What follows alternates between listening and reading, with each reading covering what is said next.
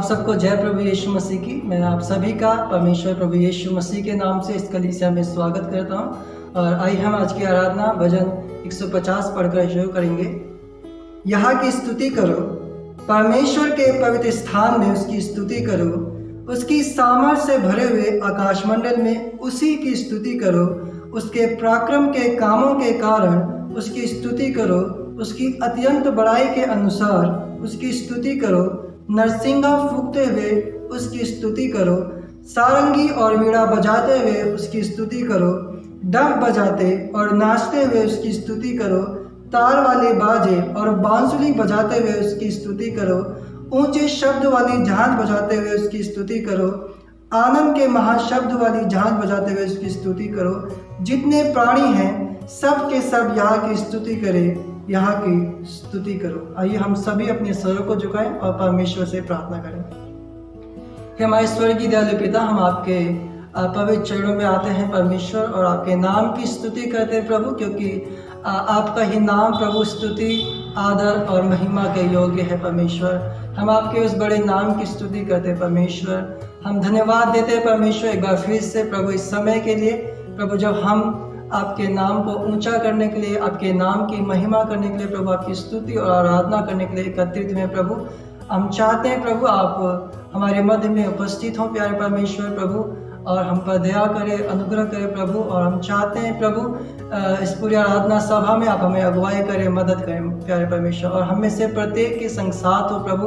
हम आपसे विनती और प्रार्थना करते हैं परमेश्वर, होने दे कि हम अपने संपूर्ण हृदय से, आत्मा और सच्चाई से आपकी आराधना कर सके प्रभु, आपके वचनों को सुनने वाले बन सके प्रभु। इसके लिए आपसे विनती और प्रार्थना करते हैं प्रभु, आप दया करें, अनुग्रह करें प्रभु। एक बार फिर से इस पूरी आराधना सभा को आपके हाथों में सौंपते हुए विनती प्रार्थना अपने उद्धारकर्ता मुक्तिदाता प्रभु यीशु मसीह के नाम से मांगते हैं, आमीन।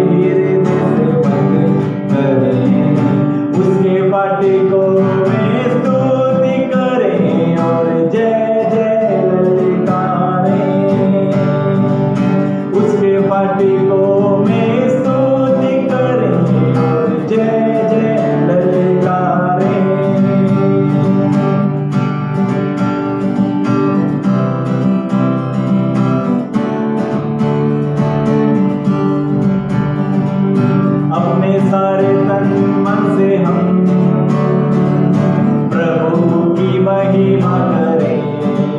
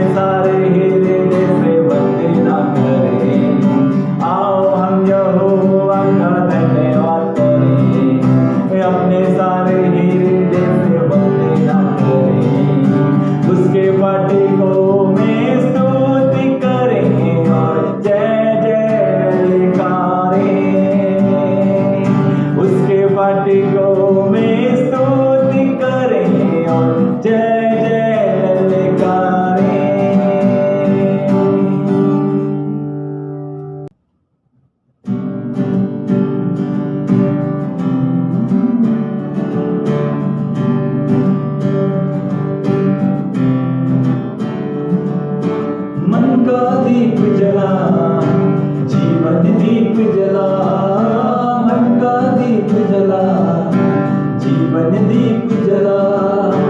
ख्वाबों में खोया है जाग जरा मत वाले, ख्वाबों में खोया है जाग जरा मत वाले। मन का दीप जला, जीवन दीप जला, मन का दीप जला, जीवन दीप जला। सच बतलाओ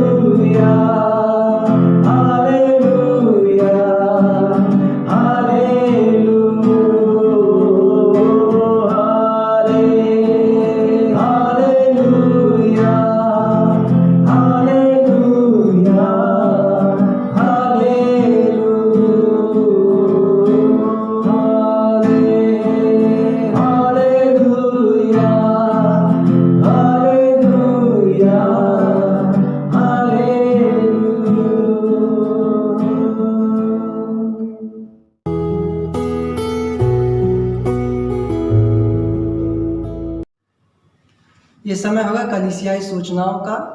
और आज की सूचना इस प्रकार से है कि प्रत्येक रविवार आराधना का समय सुबह 9 से 10:30 बजे तक का होता है।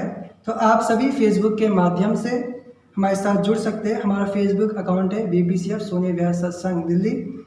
तो आप वहां पर जाकर वीडियो के माध्यम से हमें देख सकते हैं। दूसरी सूचना इस प्रकार से है कि प्रत्येक महीने के अंतिम शनिवार को हम उपवास और प्रार्थना करते हैं। तो इस महीने की 30 तारीख को हम सभी अपना समय परमेश्वर के साथ उपवास और प्रार्थना में बिताएं। जैसा कि आप सभी जानते हैं कि हम प्रतिदिन नियमित रूप से परमेश्वर के वचन को पढ़ते हैं और अभी तक हम मत्ती से प्रकाशित वाक्य तक पढ़ चुके हैं और हम इसे आगे भी जारी रखेंगे।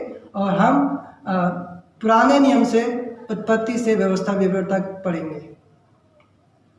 और चौथी सूचना इस प्रकार से है कि आप हमें ऑनलाइन के माध्यम से परमेश्वर के लिए अपनी भेंट दे सकते हैं।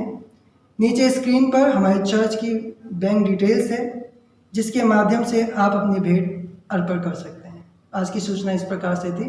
धन्यवाद।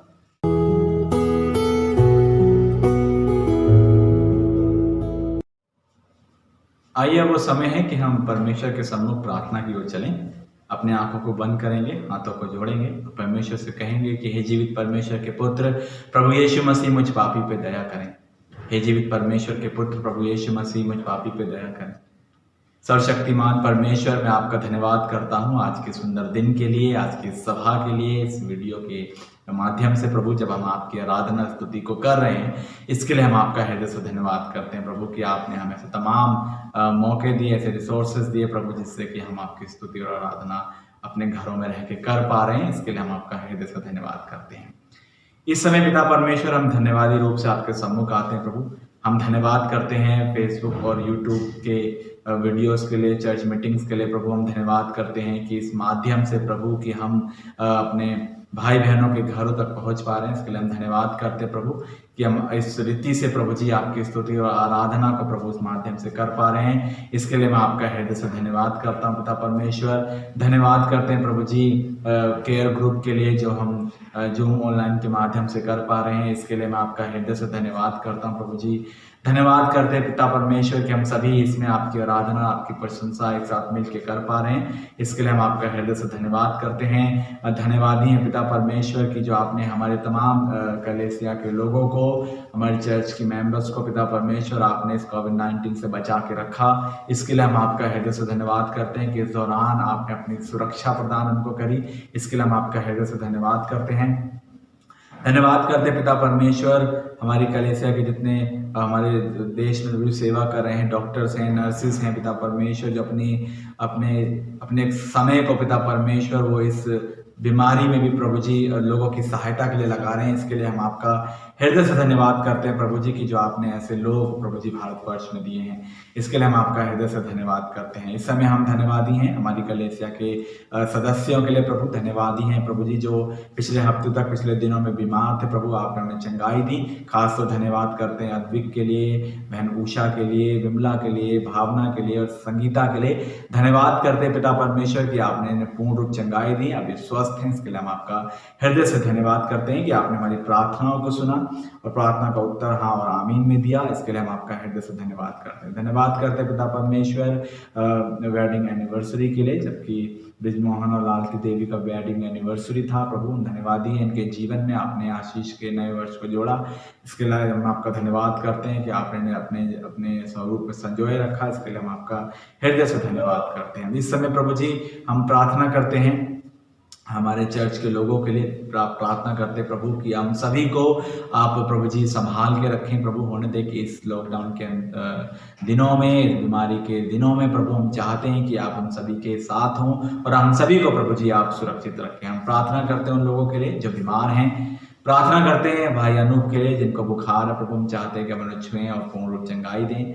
प्रार्थना करते हैं भाई श्याम मनी के लिए प्रभु जी, प्रार्थना करते हैं जबकि इन्हें खांसी की समस्या, ब्लडिंग की समस्या हो रही है।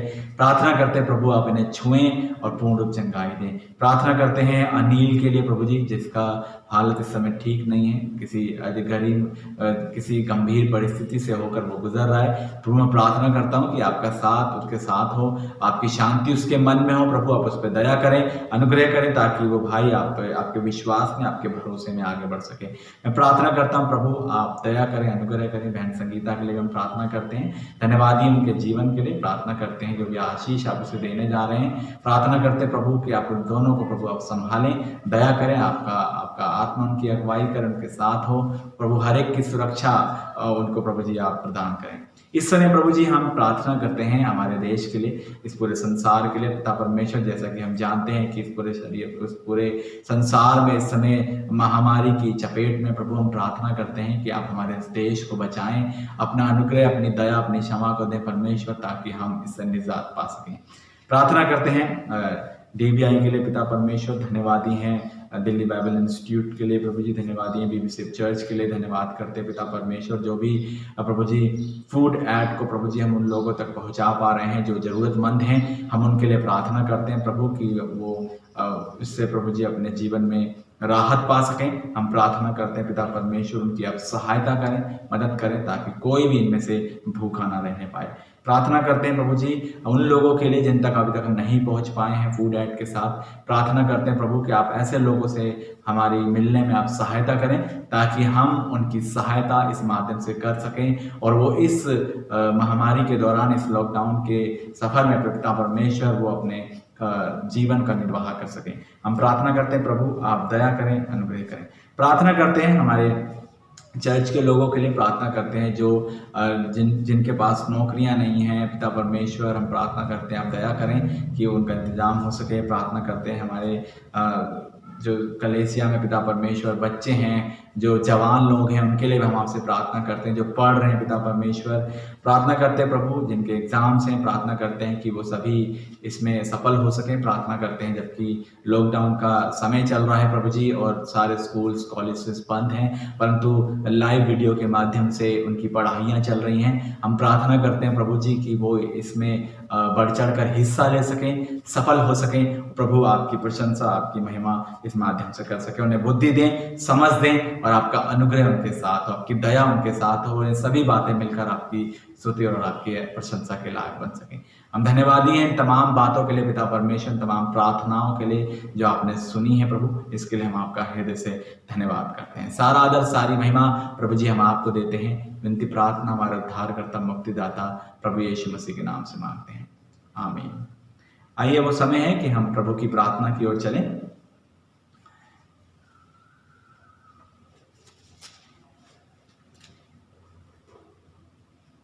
हे हमारे पिता, तू जो स्वर्ग में है, तेरा नाम सदा पवित्र माना जाए। तेरा राज्य आए, तेरी इच्छा जैसे स्वर्ग में पूरी होती है वैसे पृथ्वी पर भी हो। हमारे दिन भर की रोटी आज हमें दें, और जिस प्रकार हमने अपने अपराधियों को क्षमा किया है वैसे ही तू भी हमारे अपराधों को क्षमा कर, और हमें परीक्षा में न ला परंतु बुराई से बचा, क्योंकि राज्य और पराक्रम और महिमा सदा तेरे ही हैं, आमीन।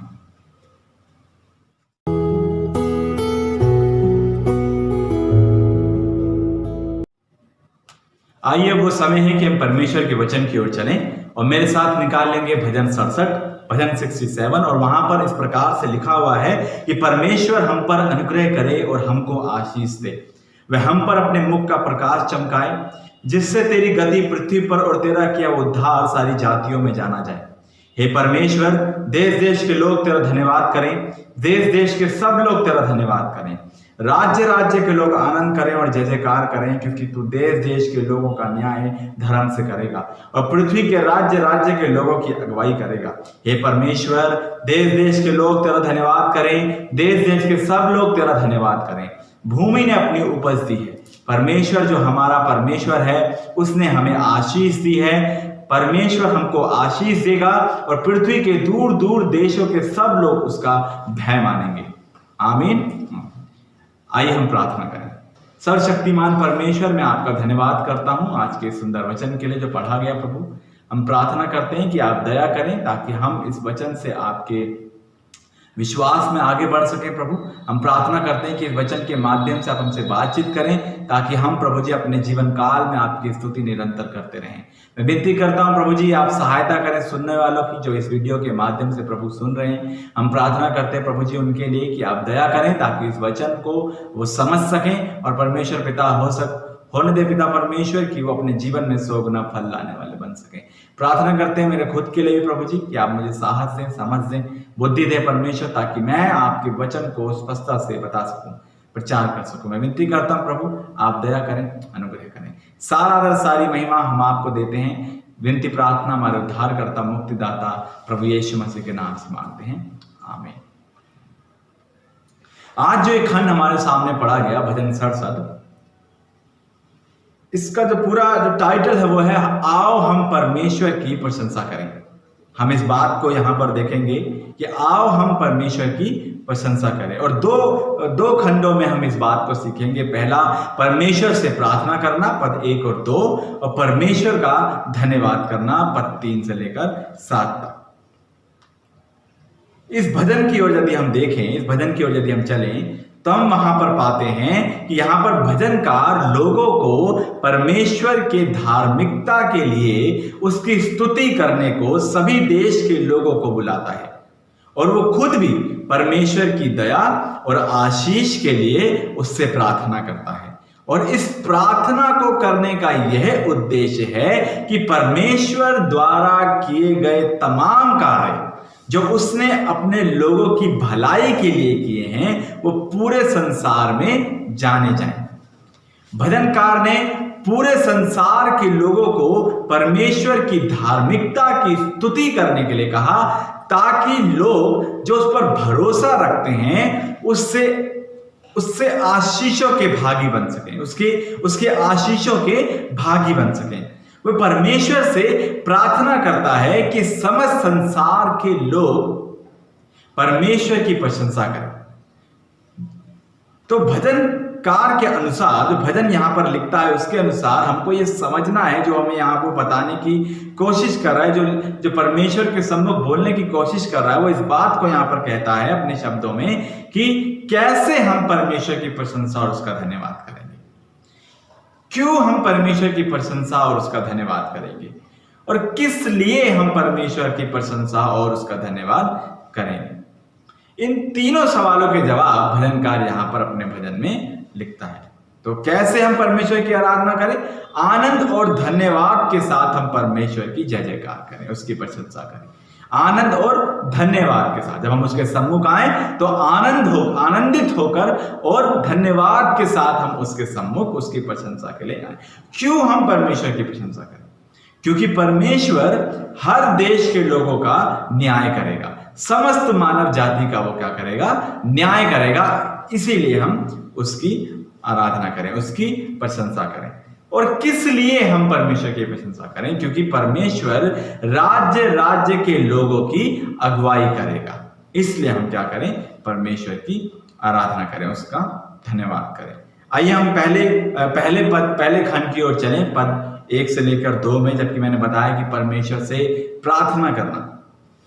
तो अगर हम यहां पर पढ़ें, पहला पद और दूसरा पद इस प्रकार से लिखा है कि परमेश्वर हम पर अनुग्रह करे और हमको आशीष दे, वह हम पर अपने मुख का प्रकाश चमकाए, जिससे तेरी गति पृथ्वी पर और तेरा किया हुआ उद्धार सारी जातियों में जाना जाए। भजनकार अपने भजन की शुरुआत प्रार्थना के साथ शुरू करता है। यहां पर जब एक पद को और 2 पद को हमने पढ़ा तो एक प्रार्थना के रूप में वो परमेश्वर के सम्मुख अपने इन भजन को, अपनी इस बात को रखता है। और ध्यान देने वाली बात यह है कि वो यहां पर मैं शब्द का इस्तेमाल नहीं करता है, परंतु हम शब्द का इस्तेमाल करता है, जो इस बात को दिखाता है, जो इस बात को साबित करता है कि वो सिर्फ अपने ही लिए प्रार्थना नहीं कर रहा है, परंतु वो सबके लिए प्रार्थना करता है। जैसा पहले पद के से पहली लाइन को यदि हम पढ़ें तो वहां पर हम पाते हैं परमेश्वर हम पर अनुग्रह करे।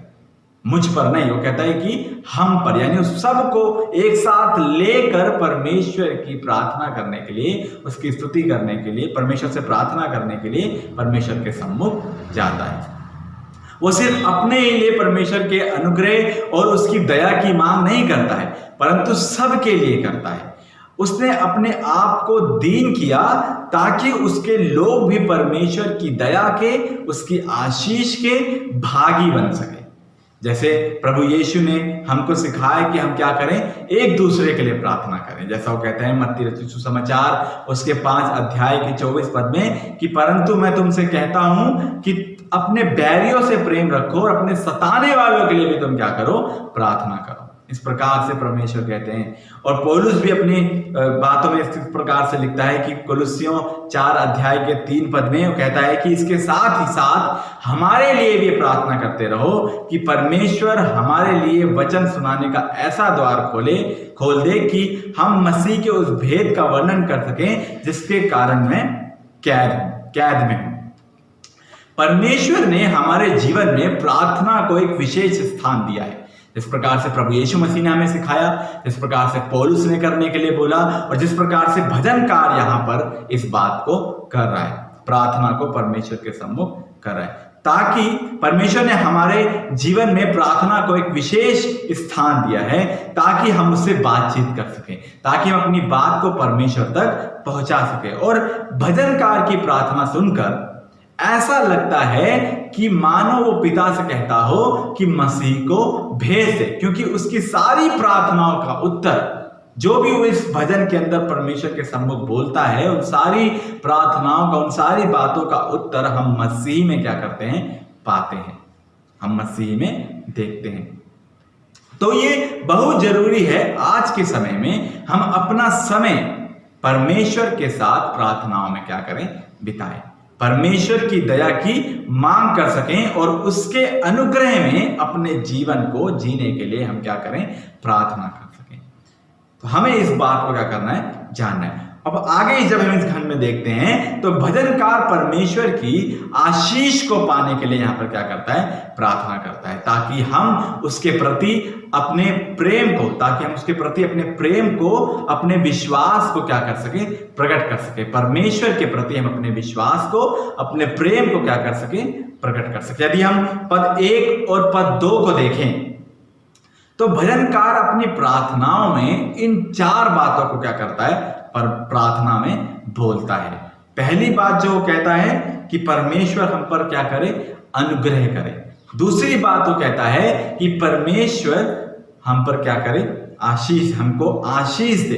तीसरी बात वो कहता है कि परमेश्वर हम पर अपने मुख का प्रकाश चमकाए। और चौथी बात कि परमेश्वर द्वारा किया गया उद्धार समस्त मानव जाति में क्या करा जाए, जाना जाए। इन 4 बातों को वो अपनी प्रार्थना में परमेश्वर के सम्मुख जाता है, परमेश्वर के सम्मुख लेकर जाता है और परमेश्वर पर आशा रखता है कि वो इस प्रार्थना को क्या करेगा, सुनेगा और इस प्रार्थना का उत्तर भजनकार को देगा। तो आइए पहले पद की तरफ चलें। परमेश्वर का अनुग्रह, जो बात वो परमेश्वर के सम्मुख बोलता है, परमेश्वर का अनुग्रह, वो चाहता है कि परमेश्वर उस पर और उसके लोगों पर अपना अनुग्रह करे, क्योंकि उसके अनुग्रह ही के द्वारा उसका जीवन जो है बच सकता है। अनुग्रह के द्वारा से ही वो परमेश्वर के नजदीक जा सकता है। भजनकार जानता है कि परमेश्वर के अनुग्रह में ही उसकी विजय जो है छुपी हुई है। और किसी भी मनुष्य को, अगर हम इस बात को देखें कि किसी भी मनुष्य को परमेश्वर के अनुग्रह की जरूरत क्यों है, क्यों परमेश्वर का अनुग्रह हर एक मनुष्य के जीवन में महत्वपूर्ण है, जिसके लिए भजनकार यहां पर क्या कर रहा है, प्रार्थना कर रहा है, जिसकी मांग परमेश्वर के सम्मुख वो करता है। देखें परमेश्वर का वचन इस विषय में क्या बताता है, इस बारे में क्या कहता है। यदि हम रोमियो की पत्री उसका 3 अध्याय उसके 23 और 24 पद को पढ़ें तो वहां पर इस प्रकार से लिखा है, जैसे मैंने आपको बताया कि हमें क्यों जरूरी है कि हमारे जीवन में परमेश्वर का अनुग्रह पाया जाए। वहां इस बात को लिखा हुआ है कि इसीलिए कि सबने पाप किया है और परमेश्वर की महिमा से क्या है, रहित है, परंतु उसके अनुग्रह से परमेश्वर के अनुग्रह से उस छुटकारे के द्वारा जो मसीह यीशु में है सेंत में धर्मी ठहराए जाते हैं। इफिसियों 2:5 इस बात को बताता है कि जब हम अपराधों के कारण मरे हुए थे, जब एक मनुष्य अपराधों के कारण मरे हुए थे, तो हमें मसीह के साथ क्या किया गया? जिलाया। अनुग्रह से ही तुम्हारा उद्धार हुआ है। तो क्या हम परमेश्वर के अनुग्रह के भागी हुए हैं? क्योंकि परमेश्वर का अनुग्रह हमारे जीवन में इसलिए इतना महत्वपूर्ण है कि मनुष्य के पाप में गिर जाने के बाद भी हम परमेश्वर के अनुग्रह के द्वारा धर्मी ठहराए गए हैं। इसीलिए जरूरी है कि परमेश्वर का अनुग्रह हमारे अंदर पाया जाए, ताकि हम परमेश्वर के सम्मुख क्या पाए जाएं?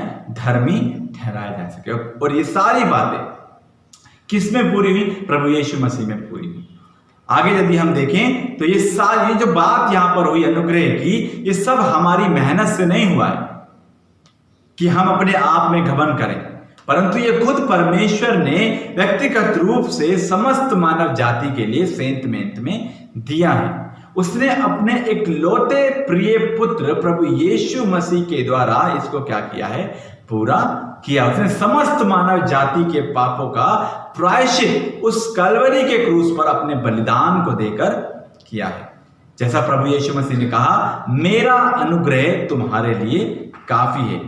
और परमेश्वर के इसी महान कार्य के द्वारा हम उसके अनुग्रह के भागी भी हुए हैं, जिसकी मांग भजनकार यहां पर करता है। उसकी पहली प्रार्थना का उत्तर हम कहां पाते हैं? प्रभु यीशु मसीह में पाते हैं कि वो परमेश्वर के सम्मुख अनुग्रह की क्या करता है? मांग करता है। उस पर और उसके लोगों पर क्या हो? परमेश्वर का अनुग्रह। परमेश्वर हम पर अनुग्रह करे। और अनुग्रह को हम कहां पाते हैं? प्रभु यीशु मसीह में, क्योंकि परमेश्वर ने अपने प्रिय पुत्र में इस बात को पूरा किया। और परमेश्वर ने, प्रभु यीशु मसीह ने इस कार्य को इस पृथ्वी पर किया, ताकि हम जो गुनाहों में डूबे हुए थे, हम जो पापों में अपने जीवन को जी रहे थे, हम जो जन्म से पापी थे, उसमें उसके अनुग्रह के द्वारा हम उसके सामने, यानी परमेश्वर के सामने, पिता के सामने धर्मी ठहराए जाएं। इस कार्य को परमेश्वर ने समस्त मानव जाति के लिए किया। दूसरी बात जो भजनकार यहां पर अपने भजन में बोलता है, वो है परमेश्वर की आशीष। वो कहता है, और वो यानी परमेश्वर हमको आशीष दे। अब वो परमेश्वर की आशीष को अपनी बात में यहां पर क्या करता है? बोलता है। हमें इस बात को अपने जीवन में जानने की जरूरत है कि भजनकार अपनी आशीषों को परमेश्वर में ही क्या करता है? ढूंढता है। हम अपनी आशीषों को किस में ढूंढते हैं? जबकि भजनकार अपनी आशीष की मांग किससे करता है? परमेश्वर के सामने करता है। वो कहता है कि परमेश्वर की जो आशीष हो किसकी ओर से हो? हमारी जो आशीष हो किसकी ओर से हो? परमेश्वर की ओर से हो। हम अपनी आशीषों को किसमें ढूंढते हैं? क्या उसमें जिसके द्वारा हम संसार की ओर खींचते हैं, या फिर उस ओर जो हमको प्रभु के वचन में और उसकी संगति में आगे बढ़ाती है? जो आशीष हमको परमेश्वर की संगति में आगे बढ़ाती है, क्या उसमें? जैसा इफिसियों 1:3 में हम पाते हैं, वहां पर लिखा है, हमारे प्रभु यीशु मसीह के परमेश्वर और पिता का धन्यवाद हो कि उसने हमें मसीह में स्वर्गीय स्थानों में सब प्रकार की आत्मिक आशीषें दी हैं। हमारी सारी आशीषें मसीह यीशु में क्या होती हैं? पूरी होती हैं। आशीषें वैसी जो हमको प्रभु यीशु में बढ़ाती हैं, ना कि पीछे की ओर खींचती हैं। आशीषें इस प्रकार की वो मांग करता है जिससे वो परमेश्वर के अनुग्रह में, परमेश्वर की दया में क्या हो सके? आगे बढ़ सके, ना कि इस प्रकार से कि वो आशीषों में बाकी चीजों को मांगे। अगली बात जो भजनकार यहां पर कहता है वो है परमेश्वर अपने मुख का प्रकाश उस पर क्या करे? चमकाए।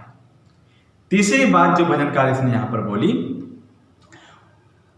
उसके मुख का प्रकाश चमकाने का अर्थ यह है कि परमेश्वर अपनी उपस्थिति उनके बीच में क्या करे? दिखाए। अपना समर्थन उनको दे, ताकि देश देश के लोग प्रभु के कार्य को क्या करें? देख सकें।